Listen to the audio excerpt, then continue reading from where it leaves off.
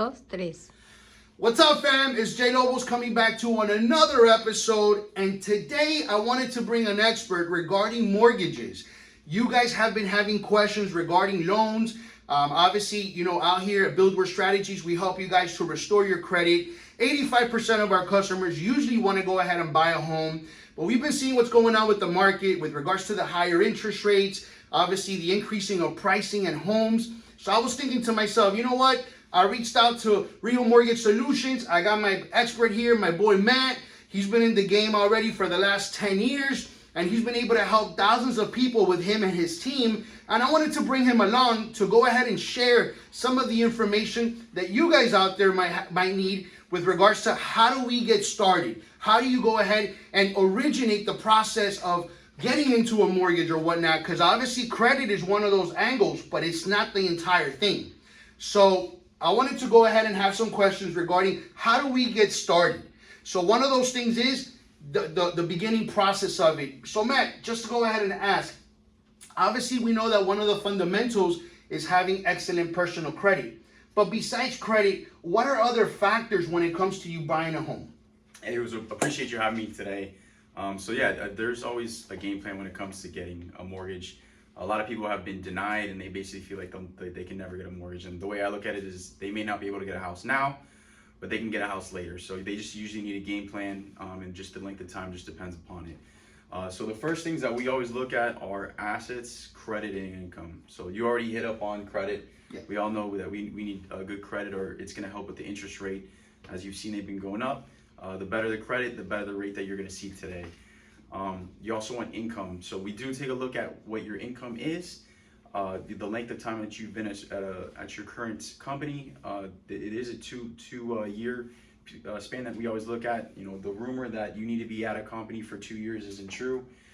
You can be, around jobs, but you want to be in about 3 within the last 2 years. So let me ask you a question, and obviously I know you touched up a lot of things. We're going to go ahead and elaborate a little bit, guys, because obviously I know you guys have questions.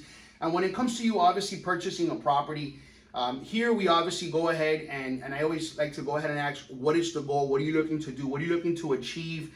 And people tell me, Huto, I want to buy a home, or maybe I want to refinance a property. I want to get into something like that. And you touched right now on regards to assets.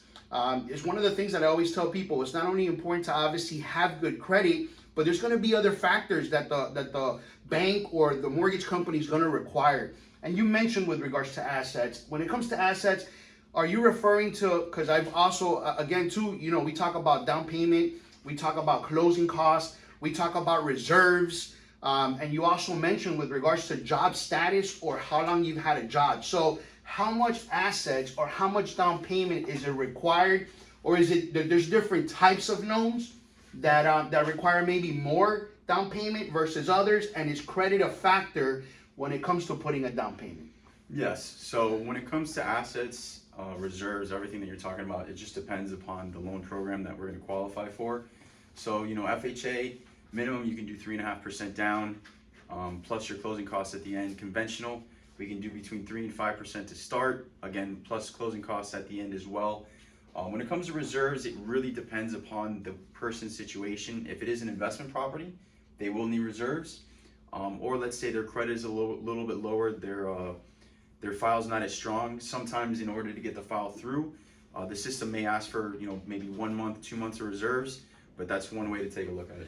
So now let me ask you a question. And when it comes to obviously a down payment and credit aspect of it, because obviously I've heard, and when it comes to the debt to income ratio, which is how much you make versus how much you owe, I've heard sometimes that having a really high credit score could increase the amount of debt that you could acquire. So in reality, having higher credit, what's a high score, or what would you say would be a necessary credit score? I've always talked about 680s. That's always the benchmark.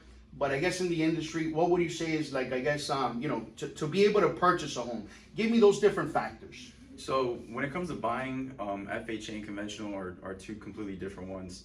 But for FHA, we can go below 600. Obviously, you're not going to be getting the best interest rate. Yeah. Conventional, we can go to 600 as well. Again, not the best interest rate or mortgage insurance.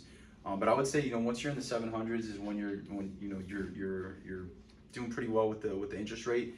Obviously, the higher the better. Okay. But that's a good starting point. So that's obviously one of the things that I've always mentioned to you guys. I always talk to people. We go through mile markers. You know, and again too, going into a credit repair program like the one of ours, I always talk about the goal. What are you looking to achieve? What are you looking to gain? Not necessarily that you need a 740 or a 760 to be able to purchase a home. As you guys already see right now, based on what Matt's saying, you know, obviously the higher the score, the better. But you mentioned something right now about a 600. What's that about? So could you purchase a home with a 600 credit score? There is a possibility. I mean, there's you need a lot of contributing factors to it. But yes, it's not always 100%, but yes, there is a chance. So I'm assuming that it's kind of always regarding like down payment, assets. So I'm assuming you would have to probably put more. Is that accurate? If you don't have the credit, or I'm just asking that. Well, for FHA, I can still do 3.5% down at 600. Wow. Conventional, there is a chance that we could do 3.5 to 5, or excuse me, 3 to 5% down. Again, it's just going to really depend upon the credit and the overall file itself. Awesome. So there's obviously a lot of factors, guys. I wanted to go ahead and bring you guys a lot of value regarding information on how to get started with a mortgage process, with the mortgage loan, having a home, having a mortgage, or in this particular case, your own property in the U.S. is like the American dream. And I wanted to go ahead and create a series for you guys. I'm going to bring you guys a lot more topics. Again, you guys are going to have some questions. I'll go in through the channel. I'll check that out. And I'll continue to bring you guys a lot more value because there's so much to talk about. I know there's obviously special programs, you know, for different types of individuals, depending if you're, you know, first time or possibly this is your second property or investment property, things like that. And until the next time, guys, thank you so much for the love and support. And you'll see me with some more new videos.